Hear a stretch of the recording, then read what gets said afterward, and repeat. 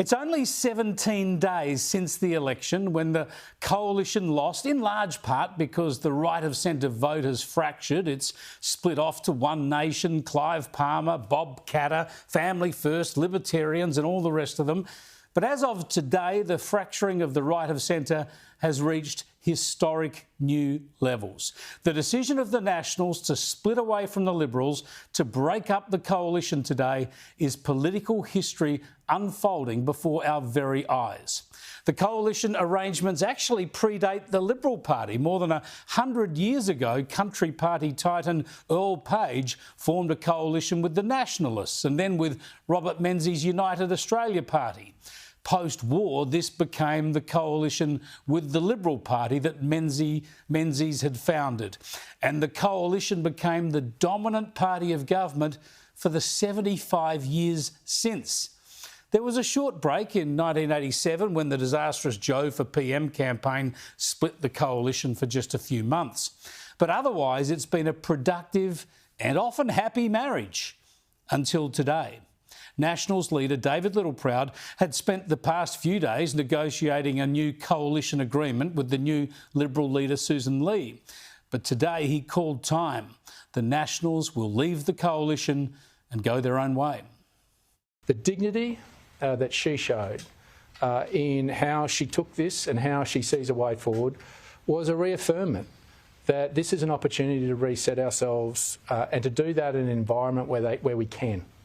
I think that's important. There's no animosity, there's no angst, there's no hate. It's one predicated on respect and understanding. And I think that is the position that we'll go forward on. Littleproud and his other frontbench colleagues, existing and potential, will lose money because the official opposition will now be the Liberal Party on its own. So its frontbenchers will be the shadow ministers getting a 25% pay loading, none of the Nats. In the House, more than 90 Labor MPs will now look across at fewer than 30 Liberals and about 15 Nats, along with Teals, other independents and a Green. Labor will rule the roost across from a rabble. Littleproud says the split is all about policy. Our party room has got to a position where we will not be re-entering a coalition agreement with the Liberal Party after this election. What we have got to a position is that the National Party will sit alone on a principled basis, on the basis of looking forward, not having to look back and to try and actually regain important policy pieces that change the lives of the people we represent. Look, this is disastrous for the right of centre in the short term, but it is easy to understand the Nationals' impatience. They didn't lose any seats at the election and feel that they're being pushed around by the side of the coalition that's underperformed. And all this has unfolded just 4 years after the Nationals compromised big time, agreeing in government to join the Liberals in backing net zero by 2050. After more than 2 hours of debate, the party room meeting ended and the leader emerged. Hey guys, there'll be a media statement made later on. And a deal has been struck for net zero by 2050. We are in support of a process going forward that would go towards the 2050 emissions target. That decision has always sat uncomfortably with many Nats. But the junior coalition partner has led the way on other major issues. It was the Nationals that led the coalition to oppose the Indigenous voice. The Nationals also led the coalition to take up nuclear energy. And they are not ready to sacrifice that or other policies to accommodate a moderate Liberal Party with a new moderate leader. Those positions that we couldn't get comfort around a nuclear being part of an energy grid into the future, about the Regional Australia Future Fund, a $20 billion fund paying a $1 billion dividend every year above and beyond to change the lives of regional Australians, about employing and training some doctors, to actually filling in some potholes, to actually giving young families the hope of childcare, what we fight for every day. That's the principal position we took that we needed to have comfort around. It's around divestiture powers for supermarkets. This is already messy. It's going to get a lot messier in days and weeks to come. In many ways, it's uncharted territory. The Liberal leader was caught off guard. The Liberal Party also insisted that shadow cabinet solidarity be maintained in any coalition agreement, and that was unable to be resolved.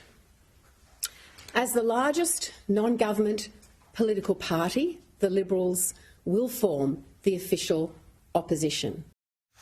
Both parties say they remain open to discussions and they expect the coalition will be reformed at some stage, maybe before the election, maybe after it.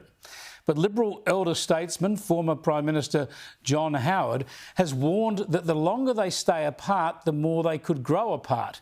And he worries about terrible consequences, reminding both parties that they've always been able to accommodate their differences. Look, this will take a while to unravel. It's another manifestation of the way climate and energy policies have driven a wedge between Conservatives and small L Liberals. We've had 2 decades of disagreement over these policies. At heart, we have a Conservative Nationals Party splitting from a moderate Liberal Party. And the Liberal moderates are obsessed with aping Labor and the Teals and their unworkable and expensive renewables energy experiment. Lee only won the leadership by a handful of votes last week. So will we see Liberals defect to the Nationals?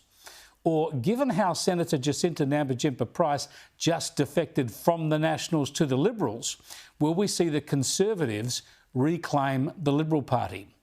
Whether we're talking weeks, months or years, the other leadership ticket of Angus Taylor and Nampijinpa-Price might now have another carrot to dangle to the party room, the re-establishment of the coalition. For now, Susan Lee faces unprecedented upheaval just days into her leadership. On a personal level, grieving her mum, who she's yet to bury, now dealing with a defunct coalition, she has enormous weight on her shoulders. I can't remember a new leader facing such enormous strains. Politics is a tough business.